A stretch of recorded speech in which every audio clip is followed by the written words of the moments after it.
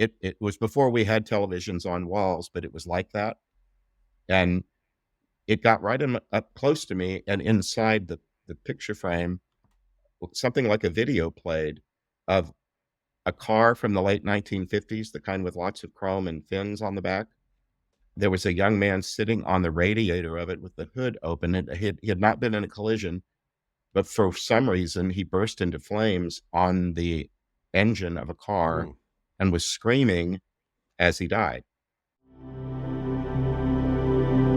My guest today is Father Nathan Castle, who's a Catholic priest of the Dominican order and author of several books, including the one I'm reading now, which is Afterlife Interrupted, Helping Stuck Souls Cross Over. Father Nathan, welcome, and thank you so much for coming on the show. Great to be with you. Thanks for inviting me. All right. It's fun, actually. I'm really enjoying reading your book. And what I'd like to do is to start with your early years. Can you tell us a bit about what it was like growing up for you to the point where you decided to study to become a priest? Sure. I'm 67 years old. I was born in 56, and I'm from Southeast Texas, right on the Gulf Coast. My parents are Catholic folk, and my dad had two sisters who both became Dominican nuns and first grade teachers. My mom was a great woman. She was not only a religious person, but you know how some people say they're spiritual, not religious. She was both, and she really taught me how to move in the spirit, how to pray and talk to the saints, and so on. So I was raised in Catholic faith that was not just about rules and regulations, but was really very spiritually grounding from the beginning. Uh, and part of that comes into this conversation about the afterlife and souls and so on is that I was taught very early on that we were all kind of dual citizens of earth and heaven, that by our nature, we are God's children. We belong to God. We're here for a while on the earth. And after our deaths, we'll go home to our heavenly home. I was taught that when people die, we can pray for their good. We can help them advance or progress or something. And so I went to sleep most nights doing that. So I've been at this for really 60 years, All right. maybe more than that. That's a long time to be praying for people. That's a lot of commitment. There's something you just said then about knowing that, no, it wasn't knowing, it was that we're dual citizens here on earth and also in heaven. It's one of those things that's, even though don't have direct experience of that, it's one of those things that I've always felt like it was true. Some things you just have a inner knowing about them. Yes. And that's always been the basis for my fascination in anything that's not to do with our actual physical reality. I had a really good advantage, a nice head start. But you know how, have you ever been around little kids that are fascinated with dinosaurs? Oh, yes. I have a nephew who is autistic who is very fascinated with dinosaurs. Yeah. That way, I'm much older than however that got started. But in my childhood, I was fascinated with pirates. And I had a record player and a little book that had pictures, and I couldn't, even before I could read, I could play the records. The records lived inside little sleeves inside the book, and it was Peter Pan, and that involves pirates. And there was a picture of an island with like you live in the South Pacific, an island with a palm tree, and it had a broken boat and a crab and a dotted line with an X. Well, of course, kids learn early on that a dotted line and an X on a map means that's where the treasure's buried. My mom taught me how to make the sign of the cross that Catholics do, where we touch our forehead, our heart, and shoulder to shoulder, making a cross over ourselves. And she asked, what letter does that make, when I was still learning the alphabet? She wanted me to say X. And she said, yes, X marks the spot. And right in the middle is your heart. And that's all you have to do is knock on the door of your heart, because the treasure's buried inside you.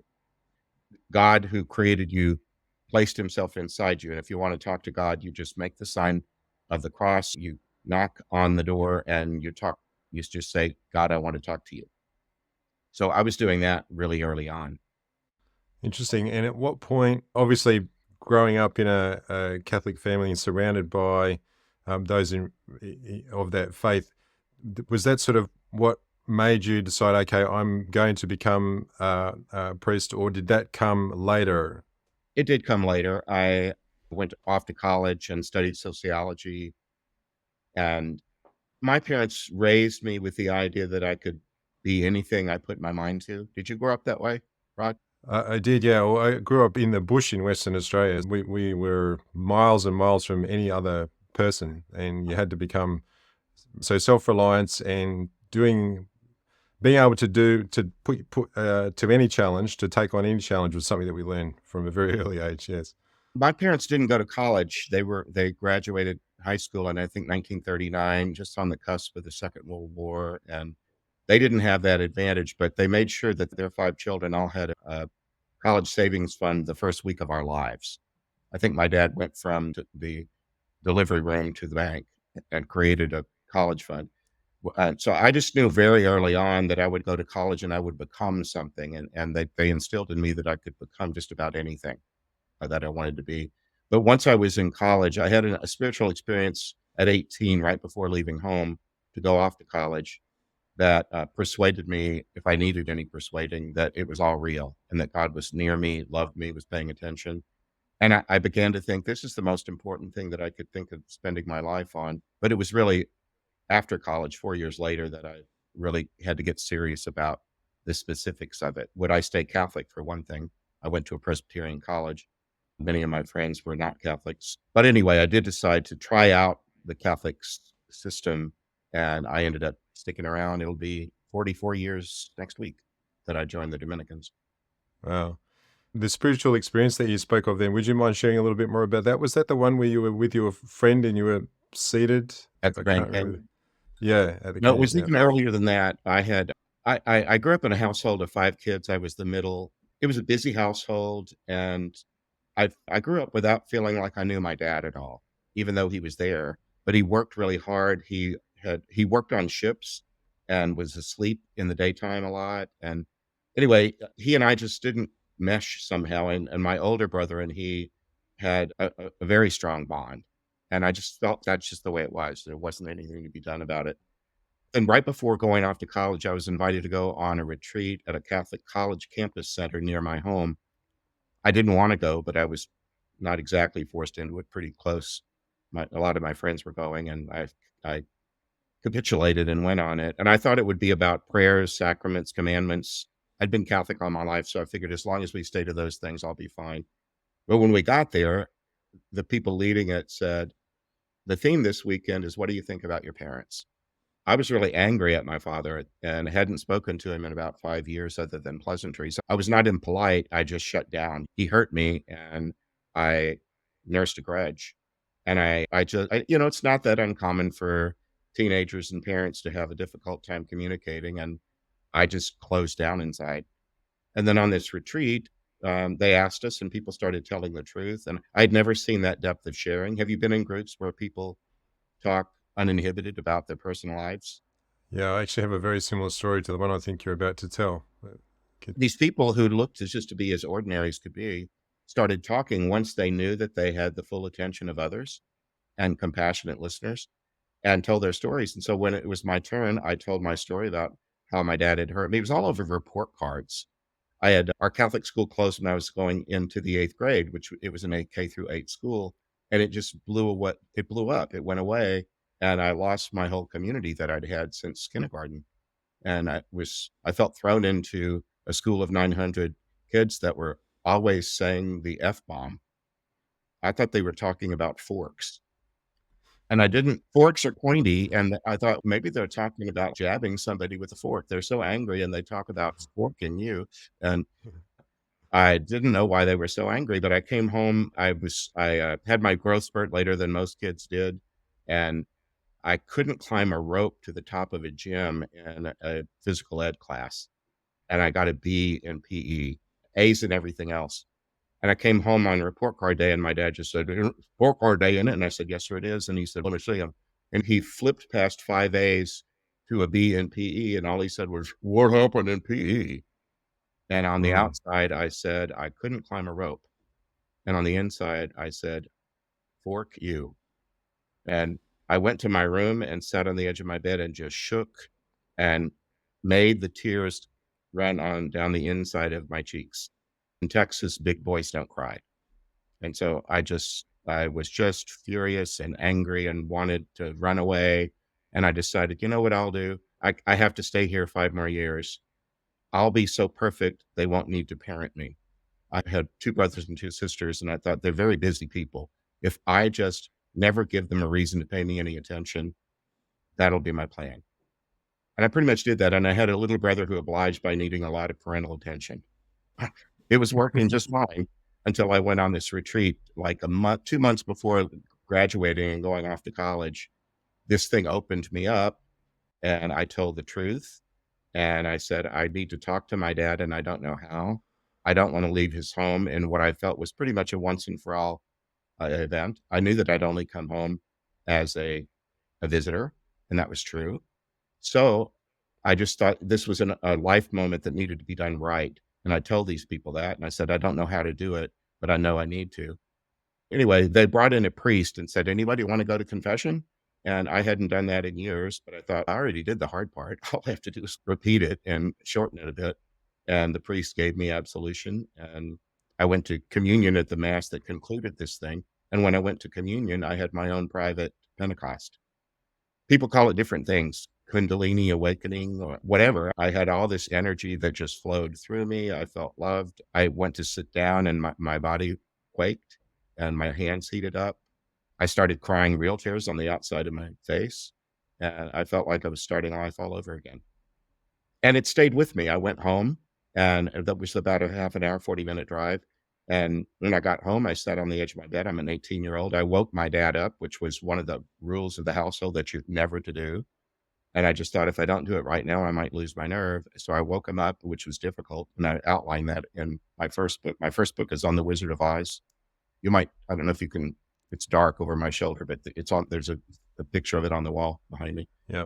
And in that book, I described this event and that I woke him up and had a heart to heart with him and told him why I was so angry. And that I asked if he knew I'd quit talking to him. And he said, yeah, I just didn't know what to do about it, which was extraordinary for him because he was a big, manly man who never admitted defeat. And for him to say, I didn't know what to do about it was really humble and truthful. And so we had a conversation that, and I told him I loved him. And actually, all the way at the end of his life, he died of Parkinson's disease and was in dementia for probably 2 years at the end. And Mhm. the week after his death, he told me, whatever you did that day, do more of it. It's really important. He was referring to when you spoke to him when you were 18 years old. Exactly. And Yeah. I think I was 53 or 4 at the time of his death. But he said, whatever you did that day, do more of it. It's really important. So anyway, Yeah. that just made me, all that happened in a Catholic religious setting, and so it just made me think there's more here than I have paid attention to. I'm gonna pay more attention, and then one thing led to another, and then 4 years later, I was entering a seminary. Yeah.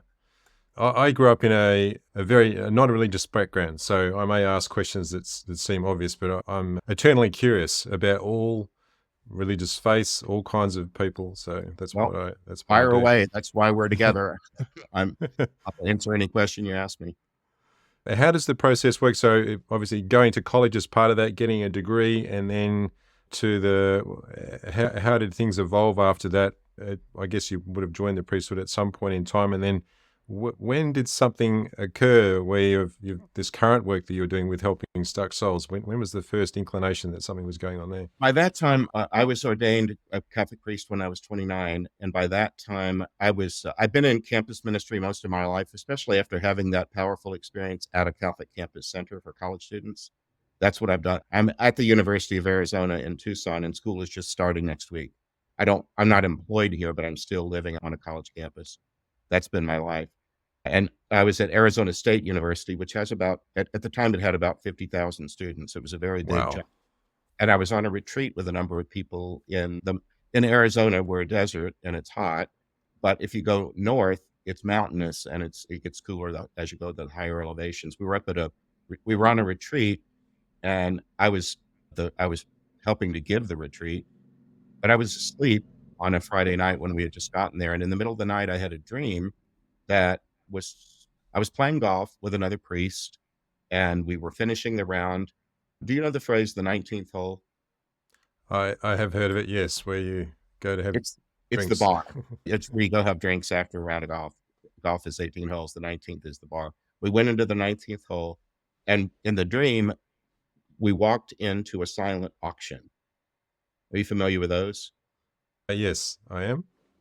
So Um, there's nobody's putting their hands up. It's all written down. yeah, The it's bid mostly is you written walk down. around the room and there are objects lying on tables or whatever, and there's a sheet next to it, and or you're having cocktails or something, and you walk around and you bid on objects. And if you're really interested in something, you have to keep going back and checking it because somebody else might be overbidding you. Uh, anyway, I was at this silent auction and I looked across the room and saw this ghastly piece of art on the wall. And to my partner, I said, "Look at that god awful thing. Who would donate that to a charity?" But it was so compelling. It was horrid, but I needed to see it more clearly. I walked toward it and it moved off the wall and began moving toward me. It was before we had televisions on walls, but it was like that. And it got right up close to me, and inside the picture frame, something like a video played of a car from the late 1950s, the kind with lots of chrome and fins on the back. There was a young man sitting on the radiator of it with the hood open, and he had not been in a collision, but for some reason, he burst into flames on the engine of a car Ooh. and was screaming as he died, and I woke up. I've had to, at different times in my life, keep a pager on my nightstand if it was my turn to respond to an emergency call at a local hospital. Yeah, most priests have had to take their turn doing that. And so if that happens, you might be in a sound sleep when the pager goes off and you suddenly have to rouse yourself and talk to the nurse's station and get the patient's name and the room number or whatever. It was like that. I felt like I was called in an emergency way to help a man who was burning to death. And so I woke up and said, "Hello, I'm Nathan. I will help you any way I can." I prayed for him right then, and I said, "In the morning, I'm going to meet with a partner, and we'll figure this out." So that's how it started. In the morning, there was a, a woman on this retreat who had been a prayer partner of mine, and I knew her to have uncommon spiritual gifts. I said, "Could we get together at a break and pray about this and see what we might be able to do to help?" She had what I call the gift of prophecy, of prophetic speech. It commonly gets called channeling in other circles, but in the Catholic Church, that word is radioactive. It upsets people. I don't use it, but she had that gift, and we prayed to St. Michael the Archangel and Holy Mary and surrounded ourselves with protection. And she said, "Whoever this man is, he really wants to talk to you. Is it okay if I let him?" I said, "Yes, it is." So she allowed him to speak, and the first words he spoke were, "Who the hell does he think he is, taking me just when my life was getting good?" You're probably And he, familiar with that story because you told me you've started reading book one. I have, yeah. It wasn't clear who he was speaking through when I first read that. That he was speaking through your You're my prayer partner. partner. Is that right? Yeah, speaking to me through the prayer partner. Mm. I also have that gift, but, it wasn't manifesting hardly at all 27 years ago. Now it's common, but back I knew that I had it because it had happened once before when I was at the Grand Canyon after graduating college, but it Mm. lay dormant for a long time. But anyway, that's what happened, and we learned that he had died in 1960 when I was 4 years old, and we said, "What is it that why are you here? What can we do for you? What is it you want?" And he said, "My wife, she's an old woman now. I've been watching her since I died. Now she's an old woman in her 60s. She's dying of cancer, and I want to greet her when she passes, but I can't the way I am." I said, "Oh, okay. Now at least we have our marching orders." And I said, "What have you been doing for the last 40 years?" And he said, "Nothing much, just watching my wife." I said, "It sounds like now you want to be in a big hurry to be ready to greet her. So I'm probably going to have to push you. People don't normally like being pushed. So if I push too hard, you can push back and tell me to stop. But just know that I'm only trying to serve you and we'll figure this out." That was this assignment, how to help a man who had been, he was so mad at the world. He was mad at God because he was taught that the reason that people die is because God takes them. Heard that? Yeah, I think depending on people's beliefs or as they grew up, I often hear that term used. Yeah. Well, and for him, that made God a body snatcher, Mm. and it made him like a tyrant. Nobody asked me to have my I didn't ask to be burned to death in a fire. Who the hell does he think he is? So he entered the afterlife angry and desiring to isolate. except he wanted to be able to watch his wife, and he kept tabs on her over the years for about 40 years. So we had to break the problem down into component parts, and we did that, and it's described in detail in the first Afterlife book. But we were able to help him get what he wanted in the end. I had to tell him, I think the problem is that you're just a caveman. Every time you talk about her, you sound like you own the exclusive rights to her. She's loved by other people besides you. I think if you just calm down and take your place among a few other people and be a gentleman about it, I think you'll be fine. And that's the way it turned out. He was able to greet her in the end. And then finally, when it was time to say goodbye, I said, "Ray, it sounds like you got what you came looking for." But I said, "Now that you're an afterlife greeter and you know how to watch people before they die, would you keep an eye on me? And when it's my time to die, would you be there to greet me?" And he said, "Why, sir, I would be most honored. Just look for the perfect gentleman." So we call that chapter Ray the Perfect Gentleman.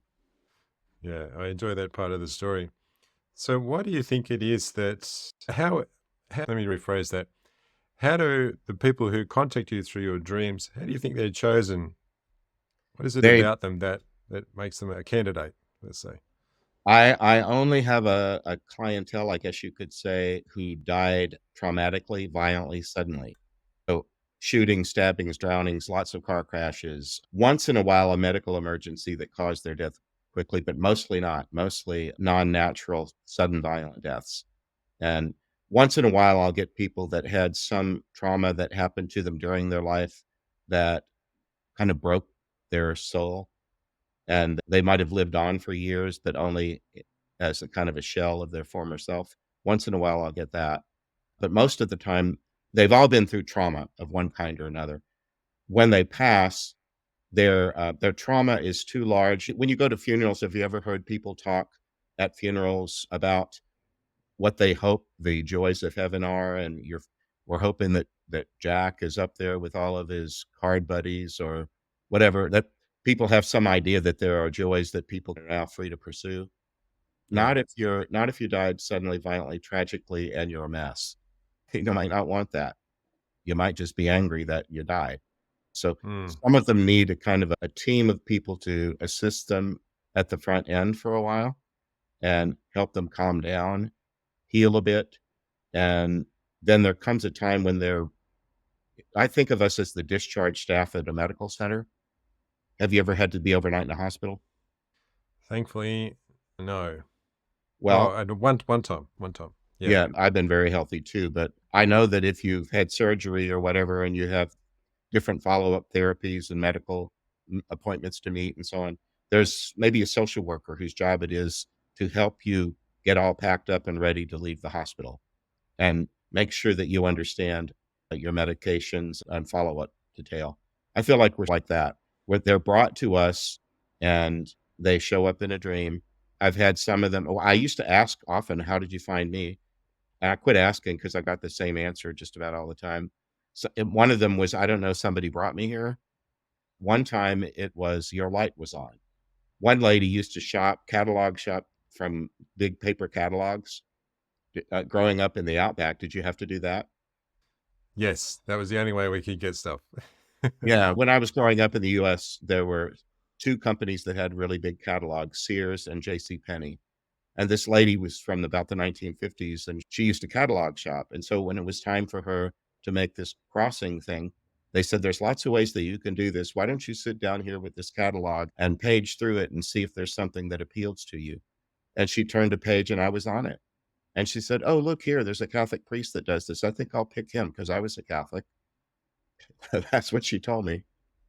That makes sense. I have a good friend of mine, Nikki Allen, who's a psychic, and she has had that described in the same way. It's like she has a light, and her light's on, and that's what brings people towards her. So it makes perfect sense to me. So I wanted to ask you. Oh dear, I lost my train of thought there.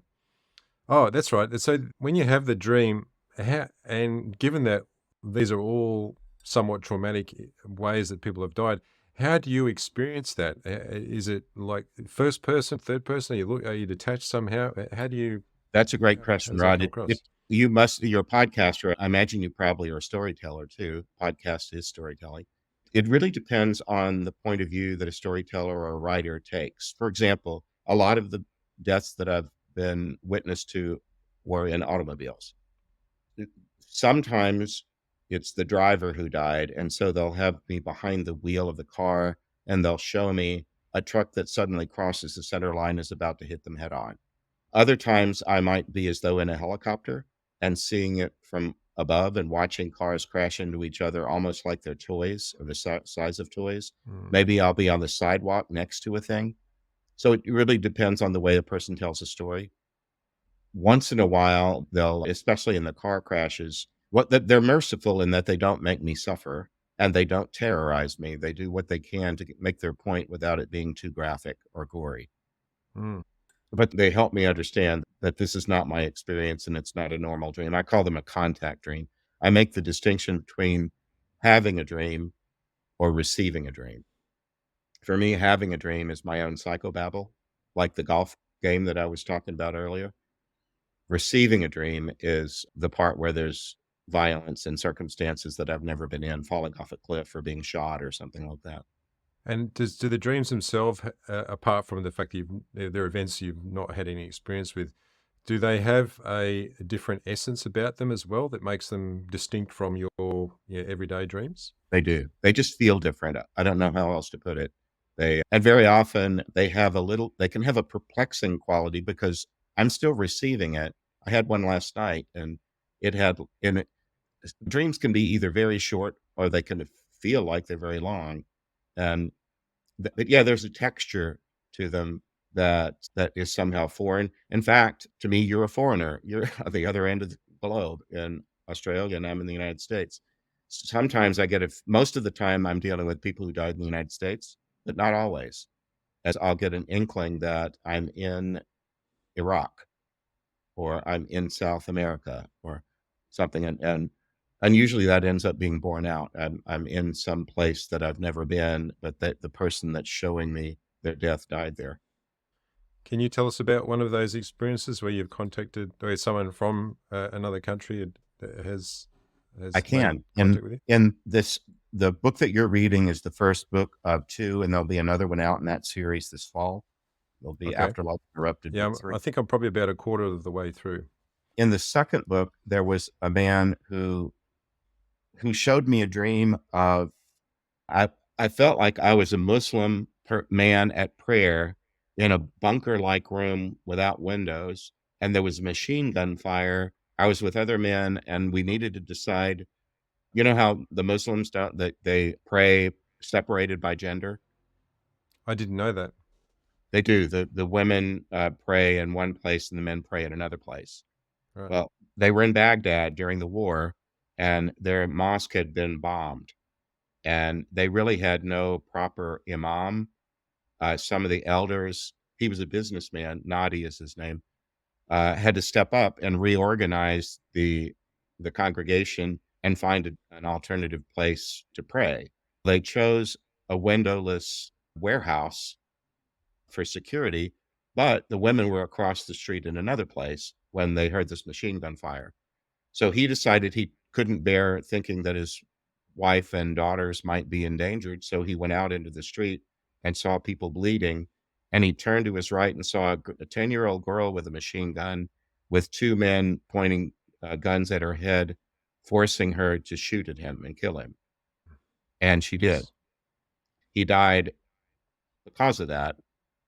And then we worked with him, and he was very sweet. He said, I would never have thought that I would be talking. First of all, he didn't speak English, but that didn't matter. He said, all I'm doing is forming my words and they're coming out in your language. And he said, I would never have thought I would be doing anything like this at all, but it's certainly not with an American, a Christian, and a priest. So I was about as other and alien as he could imagine. He said, I would never have thought this was going to be my life. But I said, here we are. Let's figure out how to get you where you need to go. And I used to ask them, can you think of anybody? I said, the reason you've come to me is your team deems you ready to move on to a next afterlife level where you don't need as much healthcare. You apparently you've healed to the point where you're ready to take on new adventures and you just need to move from one plane to the next. That's what we facilitate. In the end, for him, I used to ask them, can you think of anyone who loved you who died before you did, who you know loves you? And would it be okay if we invite them forward? After a while, we didn't even need to ask anymore. People started showing up. And in his case, if you remember a little bit of geography from that region of the world, the Tigris and the Euphrates rivers run through it. And it's called Yep. Mesopotamia because it's the land between the two rivers.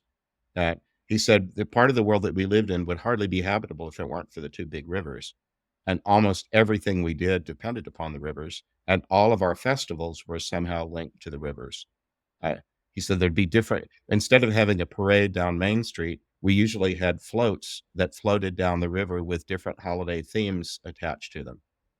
So when it came time for him to cross, a parade of floats started drifting in. And he said, the space that I'm in has, it's the water's rising, and there's now about a foot of water that I'm wading in, enough that floats can be supported by the water.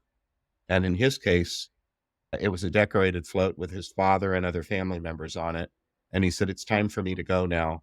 My father's beckoning me to get on his float, and we're gonna float away." So, that's what happened with him, and then he's ended up coming back and helping another Iraqi child who died. I have that happen sometimes where somebody is an alumni of the process, and they return and help somebody else.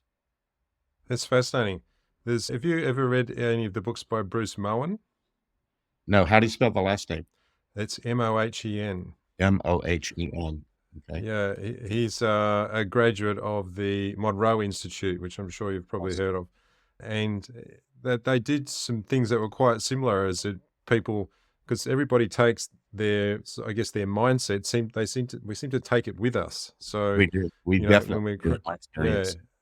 and that can hold you in a certain place. And he, especially like with you, people with traumatic experiences, the earthquake, the bombing that was in Oklahoma, and they would help people move a bit further. And often there would be loved ones who had already passed and others. And I thought, wow, that must be such a rewarding thing to participate in. It really is. I wasn't public about it until 2018 because I was still a pastor, usually a pastor in a campus church, and many of them were very large congregations and staff. I had about 20, 21 staff members and all the fundraising and 5 services every weekend and lots of retreats and service projects. I was a very busy guy. I was just afraid that if I went public with this, it would be too upsetting or jarring. I just thought I can continue to do this on the down low, and there'll come a day maybe when I'll go public with it. And I decided when I was about 60 years old that it was time to do that. And what's the general reception been like from people who have learned about this other work that used to be on the down low? It's very gratifying. There are sometimes people who disapprove. Many people who are disapproving are polite about it and just don't want to hear any more about it. Others, sometimes there's snarky remarks and stuff on the internet. Anybody that has an internet presence is gonna get some of that. I should think that you've had your share of that. I don't Yeah. know. You really just have to not pay too much attention to that kind of thing. And on the whole, I've been received. Sometimes my day started this morning with a Catholic man who found my work upsetting. He had just learned about it, and he wrote me an email, but he took the time to lay out his questions and concerns, and he did it with grace. But I called him on the phone, and we talked for about half an hour, and we'll talk again. I get a lot of emails from people that don't just have an academic interest in this topic, but whose child committed suicide, or they're grieving their, especially drug abuse deaths. I think we probably have it in equal portions to what other countries like in the US would. Yeah. We have this scourge right now of fentanyl, the illegal drugs that are coming for us. They come up mostly from Mexico, but they're candy colored, and they one pill can kill. And so there's a lot of grief coming from that. And so I end up doing a lot of grief counseling and helping people. I teach them spiritual practices that they can do. And I don't do long term counseling. The subtitle of my first book was Helping Stuck Souls Cross Over. And using that metaphor, being stuck, I'll say to a person that wants help from me, I'll say, I think of myself as the tow truck driver. I might be able to pull you out of the ditch, but I can't follow you down the road. I'll make 1 hour long appointment and help a person assess a lot of times people feel stuck because they've arrived at some certitude. And I'll challenge the certitude and say, what if that's not, what if there's another way to think of it? And if they're willing to shift a bit, sometimes that's all it takes to get unstuck. For one Yeah, thing, it's the idea that you would be in charge. Do you have children? I've got 4 actually. All right. Sometimes parents who have lost a child, especially one who was depressed or suicided or a drug death, sometimes they feel like now they're responsible for that child in the afterlife, and they panic and feel all stress about, how do I help my deceased son in the afterlife? And so sometimes I have to sit with them and challenge some of that, and help them stay in the present moment and do the present good. Anyway, I end up with a gratifying work to do for people that a lot of people are searching for some sort of spiritual meaning, and they're using the internet as the place to look around, especially during the pandemic. Even people that had houses of worship and communities that they were attached to, many of them were locked because of the pandemic. Yeah, I think that's true. That people, we're all looking for answers, and people are starting to question what they know and accept other things that may, other information, other evidence. I think this is where things like near death experiences, your own experiences, there's no real way to prove these in a sort of scientific sense, although I think that's also making progress. But there's this truth, there's this element of truth that something that rings true about it. And people are, that's what they need. People just want to have some reassurance that it's not the end, or it Yes, and wasn't the end. it really Yeah. isn't, and it's not about Mm. religion. I believe it's about metaphysics. It's about the kind of thing that we are. I believe that we, Mm. from the time that we come into existence, we always will be. And, do you know IANS, the International Association for Near-Death Studies? Yeah, many of my guests have part of that, or have spoken at their conferences and whatnot. I'll be speaking. We have one coming up at the end of the month, and we're recording this in August, and it'll be at the end of August and the beginning of September. I'll be speaking there, and there there is a lot of scientific research, and even on the campus where I live at University of Arizona, there's a lot of research on, especially on mediumship here, uh, Yeah. double and triple, quadruple blind studies to try to see about the veracity of a medium and the messages they bring through. So I'm hoping that I'm going to be in that milieu more and more as time goes on. Yeah, it's a fascinating area. Somebody once said to me that there's a lot of work that's going on to try and prove things in an empirical sense about the validity of things like mediumship, about what Yes. you do and psychics, etc. But I think the most important thing is, what is the impact of that information on you as a person? Like when I read your story, sort of further cements the belief that we do go on after our physical death and there is more to our life and we're an eternal being. Like that just cements it even further and gives me more confidence about that. And so the feeling for me is beneficial and positive. I think that's the thing that's most important. And whether or not it can be proven or not, I think is secondary to how does that actually impact your life, and whether it's in a Yes, positive and I'm way. happy to hear that if Mm. reading only a quarter of the way into my first book has had a positive impact on you, good for you. Yeah. And I can also teach people, if they're frustrated that they wish they had psychic gifts and could talk to their back and forth to their loved ones and so on, I can at least teach them how to send, how to convey a message to their loved ones. That's standard Catholic praxis. How to think about where they are, because oftentimes people will talk about the man upstairs, or they'll presume that God, whatever God is, at a faraway place. And as I told you earlier, my mom taught me, no, it's right in your heart. All you have to do is Mm. all you have to do is cross yourself and say hello in there. So I can teach people to at least experiment with some different practices that are common to Catholic Christians. Do you know anybody that does yoga? Yeah, well, I used to for many years myself, but yeah, a lot, All right. it's very here in Sydney, especially. Yeah, sure. And the next thing I ask is, do they want to become Hindus? No, Usually none that not. I know of. Yeah, They're just borrowing a practice from one of the great world religious traditions because it looks beneficial. And yeah. So I feel like I can be that Catholic priest that's not trying to turn you into a Catholic, but I can say to you, if you want to borrow a practice from this tradition, I can teach you about how to do it. And Yeah. we have a lot of different practices and tools that I think are helpful in dealing with life, death, afterlife, and being connected to loved ones that preceded us, ones that we knew in this life and ones that lived long ago. You know, the saints. Right. I have lots of saint friends. I'm talking with them all the time. I'm hardly ever alone. Yeah, I like this idea. This is often, I don't know very much about the saints, but I'm learning. And sorry, I was actually thinking of archangels just then as Mhm. well, like Archangel Michael. But the Yeah. saints is something fairly new after, as I've started to learn from reading your book. So now that's another area of exploration that I'd like to learn more about. If I can help, let me know. I feel like that's really my strong suit. I have great they're all delightful. The saints are all human persons who have died and lived on, and many times in the Catholic Church, some saint will be the patron of architecture or the patron of gardening or something, and it's usually because they loved that thing in their human lifetime on the earth, and they because they loved it, they don't need to give it up. They just take it to the next level somehow. Yeah, I see. So if people do want to learn more about what you do, Father Nathan, or get in touch with you, what's the best way for them to do that? Through my website, which is Nathan, Nathan, Nathan-Castle, CASTLE.com, Nathan-Castle.com. And the thing I don't do, or a couple of things that I don't do demons. Sometimes people immediately associate Catholic priests and spirituality with exorcism, and Hmm. that's not my gift.